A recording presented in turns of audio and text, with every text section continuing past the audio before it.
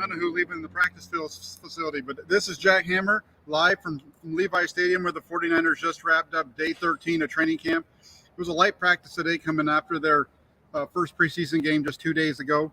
Lasted just about an hour, but that wasn't really the story. The story for today was the return of Deebo Samuel, wideback. And it wasn't just Deebo Samuel, it was also Ray McCloud. You know, if you go back to last year, this offseason, Deebo Samuel's contract stalemate, there were a lot of reports that were coming out that the receiver was unhappy with being used in the backfield and that his usage was one of the reasons that he was holding out for so long.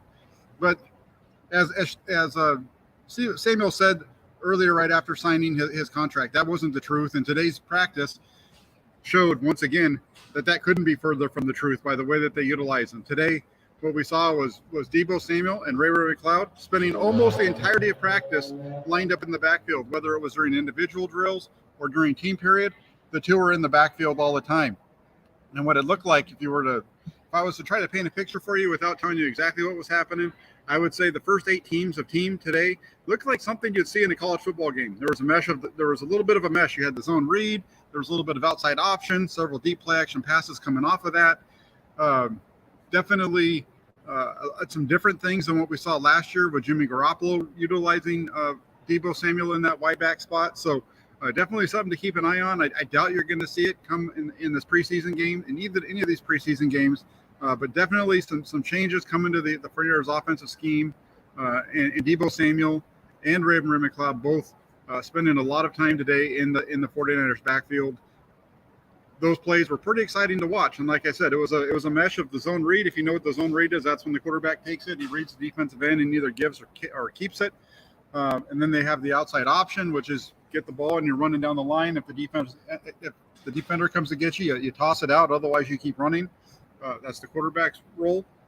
And so, like I said, it was a mesh of those two concepts today, and it was interesting to watch. And it's something, like I said, if you go back and you watch a college football game or college football today, you see it.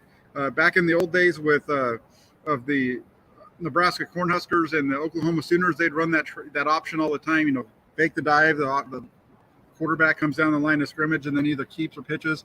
It was similar to that, but in today's day and age, it's all coming out of the shotgun and specifically out of the pistol formation with a running back next to the quarterback and then somebody else lined up behind him. So. Interesting stuff, and that was really the highlight of today's practice was the utilization of Deebo Samuel and Ray McCloud in the backfield as running backs today in multiple different roles. I don't want to get into too much detail on that, but you can check out some footage of that on the channel here as well. You know, Deebo Samuel getting in the motion into the backfield, and then they run that zone read with it. Really good look. Let's take it over to Trey Lance. Trey Lance, if we look at his day, he was the only quarterback that took any of the reps today. It was a Trey Lance show throughout practice. Like I said, it was only 60 minutes. They did a few plays. They did the run mesh portion of it, really focusing on the run. They had a couple of deep play action passes come off of that. They went and ran some stuff in the red zone, and then there was a brief team period after that. Lance today, his numbers didn't look good. He was only 4 of 15 on the day, which that completion percentage looks awful. We'll get into a little bit of a reason as to why it's not quite as bad as what it looks like here in a minute. And then also, Lance had 2 touchdown passes, and he also had an interception in the red zone. But like I said, those numbers aren't as bad as they might suggest. I know I typically hammer Lance a lot, or maybe I'm a little negative on some of Lance's days because of his completion percentage and what have you. Today wasn't one of them. They started off. He had a deep ball to Brandon Ayuk that was well covered by Dre Greenlaw, so it was a good thing that it was overthrown. Then he completed a check down in the right flat to Ray McCloud, which was interesting because McCloud catches it, goes up the right side, and then he had Deebo Samuel wide open on a deep dig route across the middle. It was a dig. It was an over route, so they ran play action. He dropped back. He had Samuel coming across this way, a running back in the flat over here. And instead of going down the field to Samuel, who was wide open, he took the check down for a decent gain. Then they went into the red zone, and during the red zone period, Lance was only 2 of 8 during that period. But here's the thing. If Lance is 6 incompletions, 2 of them were from throwing the ball away. So they were smart decisions. One of them had some pressure, held onto the ball, tried to get it out of his hands, but then the pressure got too much, and he fired it out of the back of the end zone, almost over the fence, actually, out of the park. The other one that was similar, another throwaway, had a lot of pressure, and he just fired it out of the back right side, over the back that side. And then there were two that were dropped. So there was a drop by Ty Davis Price on a flat route on the left side, and then he tried to hit Tate Martin, who was running a quick slant to the right side. Both of the rookies dropped the ball. So right there, you go from 2 and 8 to 6 and 8, and then of the other two that were not included so far, of those 6 incompletions, one of them was a throw to Trey Sermon, who was running a deep route, a little wheel route on the right side. Tried to lay it up there into the back corner of the end zone, and they just barely missed. He was only able to get 1 foot in bounds. And then you have the interception. On the interception, now that's again, that's chalked up of Lance. Some of that is Lance not getting his arm up high enough, especially when he's throwing over the middle. You know, we've seen a lot of Trey Lance's passes get batted down at the line of scrimmage in his short career. Today, he dropped back to pass. He tried to go over the middle, and the pass was tipped by Charles Amenahu. Ball spun around, and Fred Warner was able right there to pick it off and take it in take it the other way for an interception. So, 2 of 8, 2 drops, 2 throwaways, that gets you to 6 and 8. And then you have one that was nearly completed, and then the pick. Lance has got to get the ball up a little bit higher on that one. And I don't, Charles Amenahu is the one who was credited with getting the block from everybody that I talked to. I couldn't really see it. I just saw a sea of hands, but somebody said that they thought it was Amenahu. Actually, it was D'Amico Ryans who said he thought it was Charles Amenahu. They got his hands on it. So I'll take the defensive coordinator's word for it. And then during the following team period, Lance missed Brandon Ayuk on a deep out along the right sideline. I bring this up because this is something that we saw in Friday night's game when it was 3rd down and Lance tried to hit Danny Gray on the deep out. It's been a big piece of discussion on 49ers Twitter over the last couple of days, really since that game. Again, though, he struggled to hit that out route throughout practice. Today, he had him open on the right sideline, and the throw just sailed out of bounds. Wasn't even close. Didn't even get onto Ayuk's hands. This is something that I've talked about quite a bit.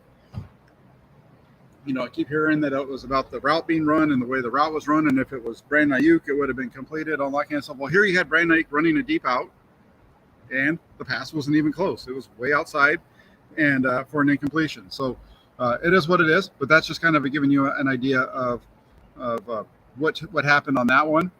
They came back on the very next play. Ayuk found Brandon. Went back to Ayuk. This time it was on a dig on the left side, going from left to right across the middle, and he stuck it on him for his lone completion of the session. And then you get to his final 3 pass attempts, and you have a pass breakup by Azeez Al-Shaair. You have another pass that's batted down at the line of scrimmage. Was actually the final play. And then you have a drop by Brandon Ayuk. The play for Ayuk, he was kind of working his way back to the quarterback, to the right sideline of the offense, and very tight coverage. Ayuk tried to fit into Ayuk. The ball bounced off his hands for an incompletion. Now, one of the things I found interesting on that is on the Ayuk drop, Lance had Deebo Samuel wide open down the right sideline. Samuel had run a go route, had a couple of steps on the defensive back. The quarterback didn't see it, went to Ayuk instead, and then you get the drop. So it was a mixed day for Lance, and not going to take too much away from it because, like I said, the red zone period, I felt although his numbers weren't good in the red zone, he had the 2 touchdowns and the pick. I felt like the session was a good job of quarterbacking on his part as far as getting the ball away. And it's not his fault that you had the drop from Martin or Davis Price. So,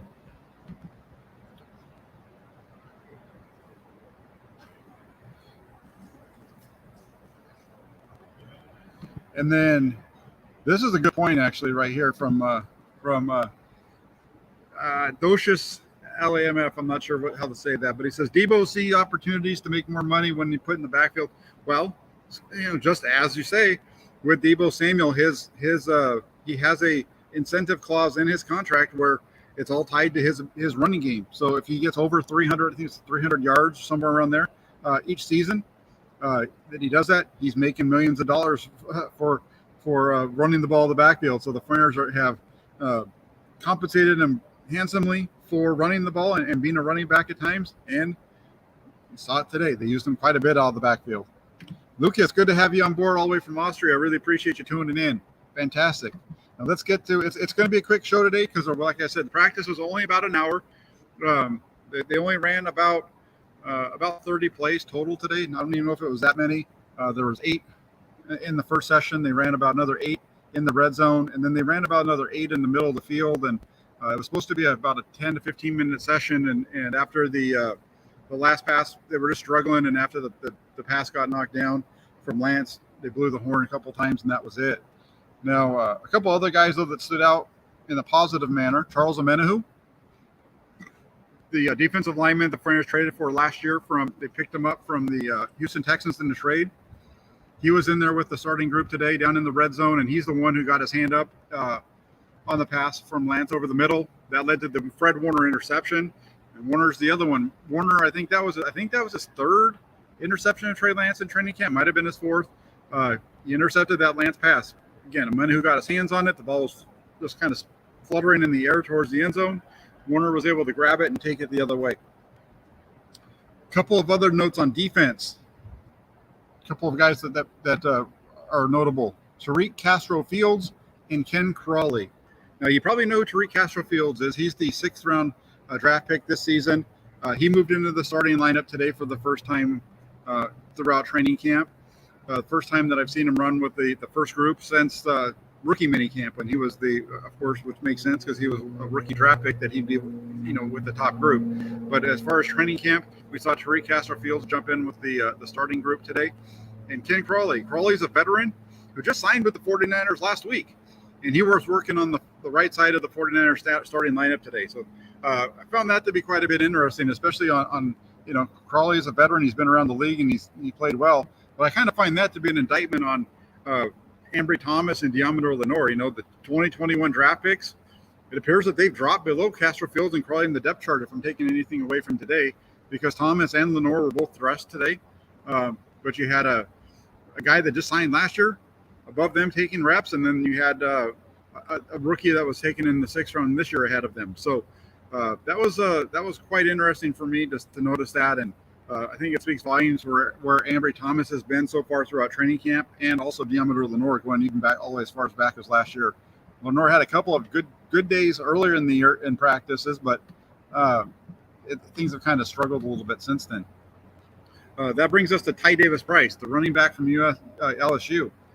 I felt like on Friday night against the Packers, when given an opportunity to run the ball, we saw Davis-Price dance quite a bit today. They tried to get the ball to him on a pass, and I'm not sure if I've seen Davis-Price catch the ball yet. I think every pass that I've seen go towards him has bounced off his hands. He had one the other day in the game, basically bounced off his face. It was right here. Didn't hit him in the face, but it hit his hands right in front of his face and fell to the ground. Today, Trey Lance put the ball right on him in the left flat during the red zone period, and the rookie couldn't hang on. And it would have been a walk-in touchdown from where I was standing if he had just caught the ball and taken it upfield.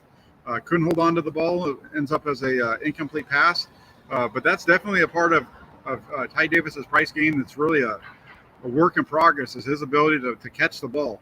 You just got to catch the football, and he hasn't been able to show that yet. And so he's a decent runner when he doesn't dance, but his inability to catch the ball, I think, could cause some problems with him in terms of how often he's going to be on the field for the 49ers.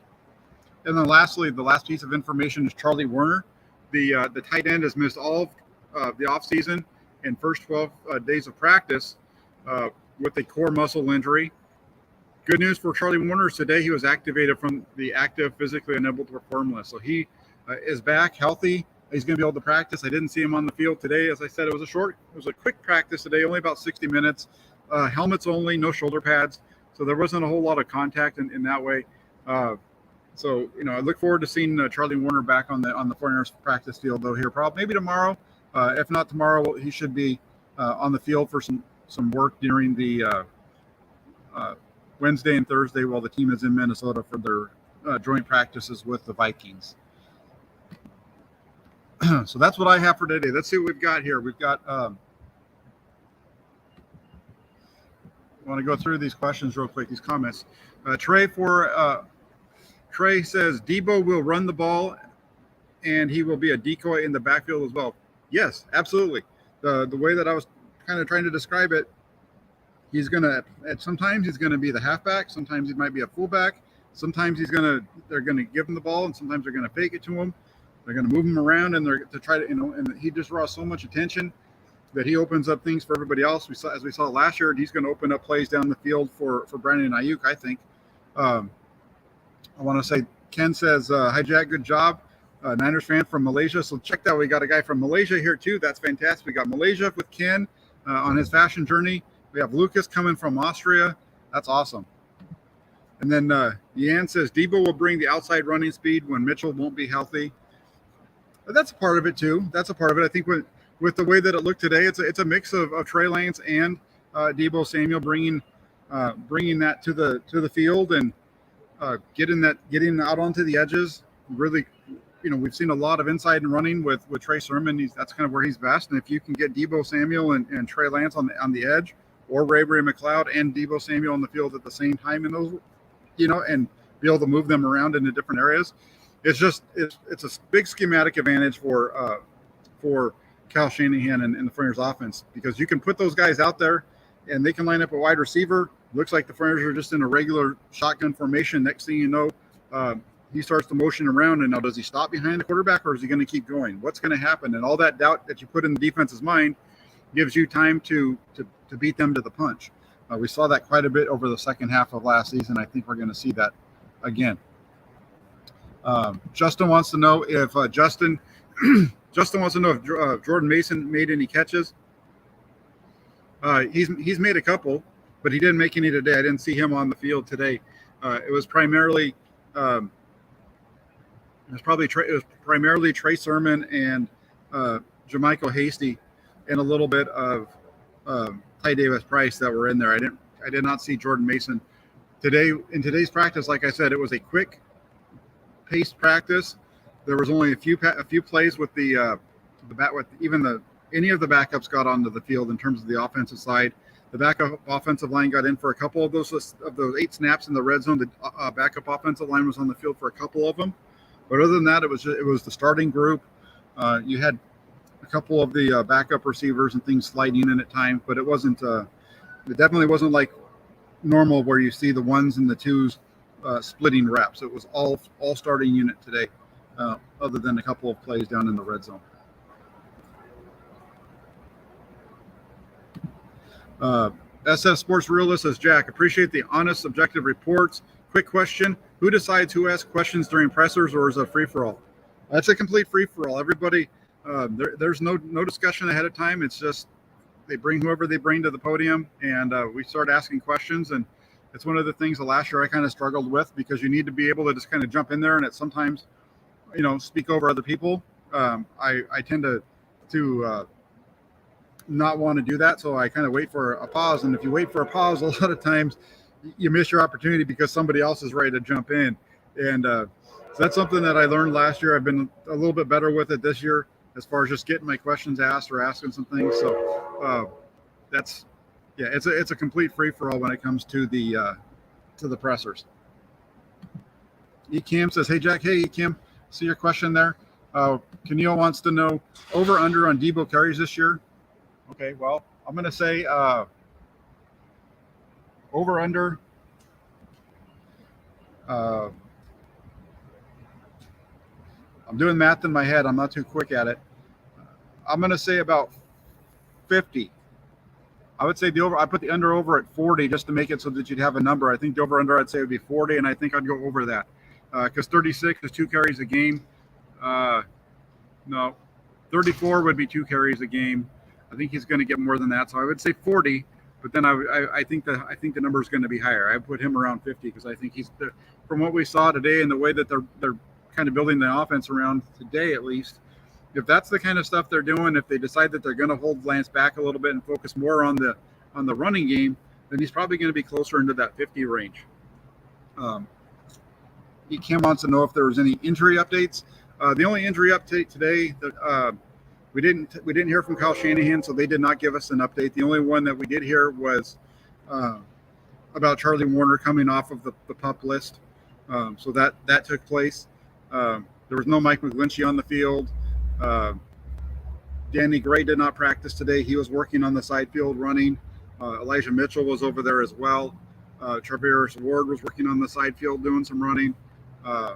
So pretty much, if you go through the list of the guys who haven't been practicing recently, they were seen on the side field, moving around, doing some running drills and things like that. But yeah, no Mike McGlinchey. Javon Kinlaw was out there with them today. Nick Bosa was on the field. So most of the guys who there was not very many new injuries. Another one was Drake Jackson. So Drake Jackson, remember, he left the game with a stinger. He was out of practice today. He was fine. He had the little stinger, but they talked to him after the game. We talked to him today after practice, and things were all good there, and he's feeling fine, and he was on the field today.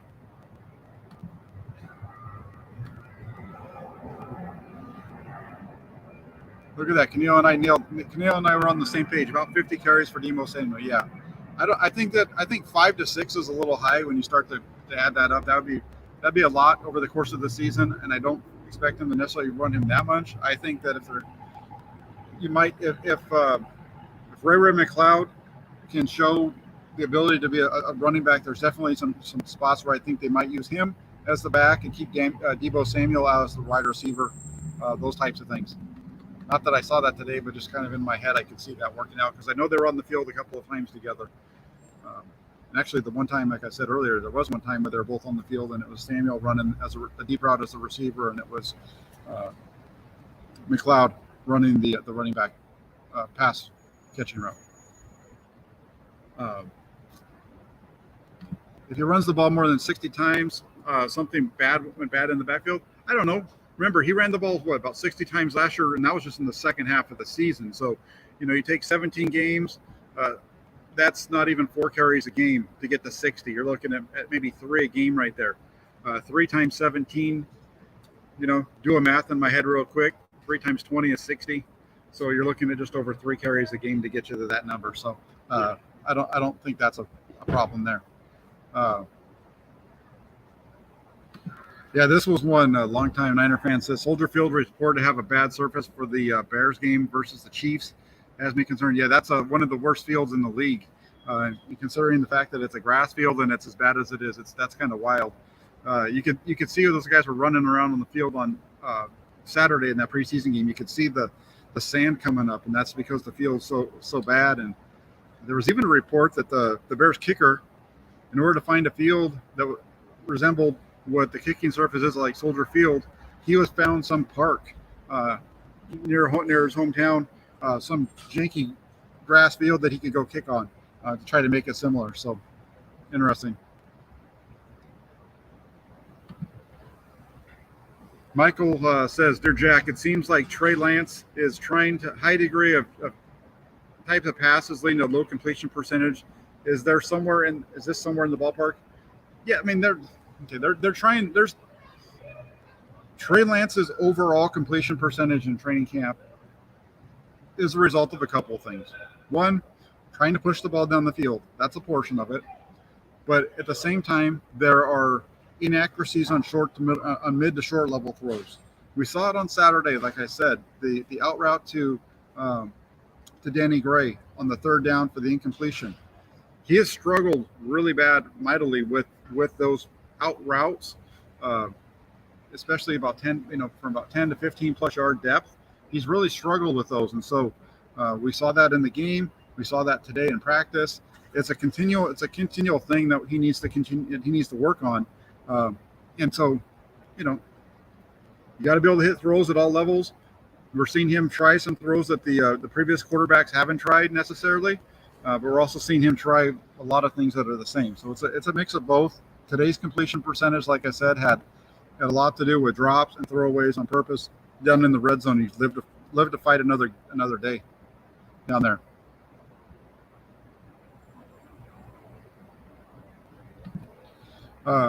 Ray wants to know, would Deebo Samuel's carries depend on the game score, the schedule, and if the offense needs a spark? Yeah, I think that some of it's going to depend on the schedule. Some of it's going to depend on the game situation. I think some of it's going to depend on how Trey Lance is doing. If Trey Lance is cooking with his arm, I don't think you necessarily need to try to get Deebo Samuel in the backfield. You can just kind of grind it out with who they have. But if you're looking for a spark in the run game and you're looking for a big play, Deebo Samuel is the guy. I like what Elijah Mitchell brings to the table. I like what Tyrion Davis-Price and all these backs bring.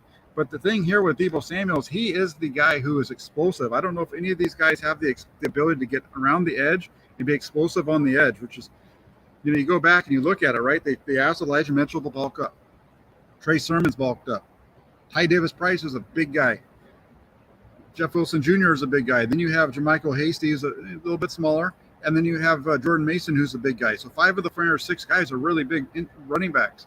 I would expect to see them primarily run in between the tackles, which leads to explosive runs of 10 to 15 yards, but it doesn't lead to like a 25, 30 yards, touchdown like what we saw Deebo Samuel do time and again in the second half of last year when, for instance, just outside the red zone, they give a run around the side and Samuel will score and those types of things. So I think there's going to be a time in place if the Friars passing game isn't giving them the explosiveness they need. That's when we're going to see Deebo Samuel be utilized in the backfield.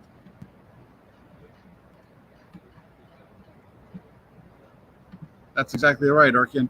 Jedi says the first time Deebo explodes through the hole, we're all going to fall back in love with Deebo, the running back. Absolutely.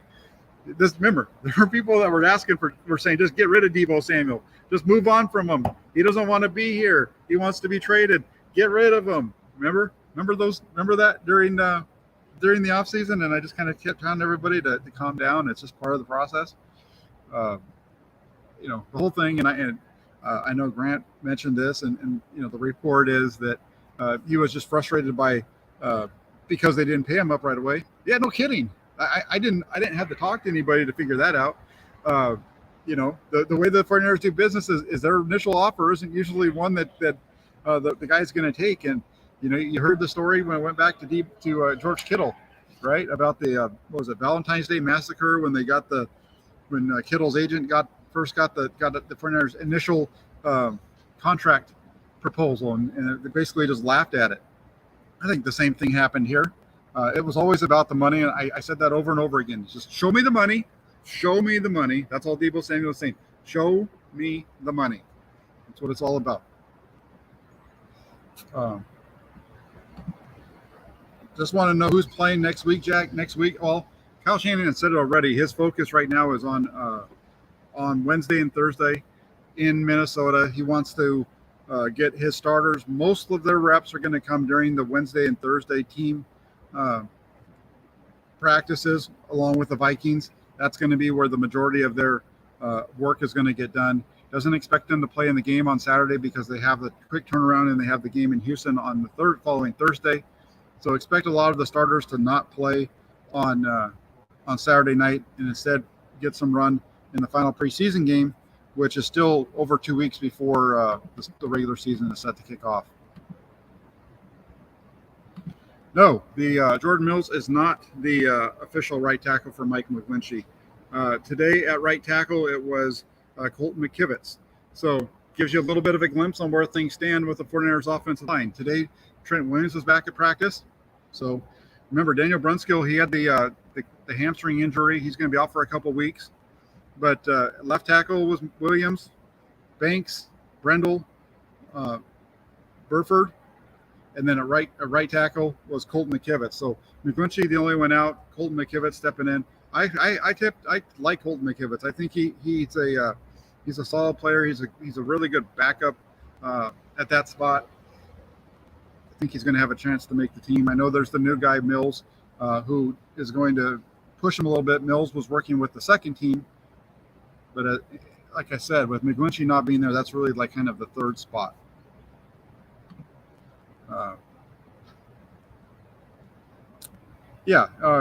Kurt says we also have 2 speedsters, Gray and McLeod, who can take cracks at the edge. Well, McLeod was working all the same stuff today with Deebo Samuel. So all the run stuff that we saw from Deebo Samuel, McLeod was doing that as well. Danny Gray wasn't practicing today. I would not expect to see Danny Gray lined up in the backfield. He's not that built to do that. He's more of an end around type of guy, and I don't think you'll see that happen very much in this offense. Maybe once every few weeks, but it's not going to be a regular thing. No. Why would you say Deebo Samuel's looking slower? I mean, there might be some reports on that. I disagreed. I've disagreed with them since the beginning. I think what happened was, Deebo Samuel wasn't with the 49ers throughout the offseason. He showed up for minicamp, did participate, wasn't practicing at the beginning of training camp. And so he was a week behind everybody else just in terms of training camp itself. By the time he got his contract signed, he was about a week behind. And then he hadn't practiced with them throughout. And so they were just bringing him along slowly. I do think there was a little bit of struggle on his part to get fully up to speed and get going. But, even early on, there was a screen that went his direction, and it looked just like what you would have seen last year where, they just throw away a quick screen out to the left side to number 19, and he just explodes through the middle of the blocks and takes off of the field. It was like a second or third practice back. They did that early in the team, and it looked like the old Deebo Samuel. We've seen him every time they tried to get him the ball across the middle. It looked like Deebo Samuel. Struggled a couple of times getting the ball to him deep, but I think he's there now. I think he's fully ready to go. So I would expect to see nothing but good things from Deebo Samuel this year if he stays healthy. That's the only question, is if he's healthy.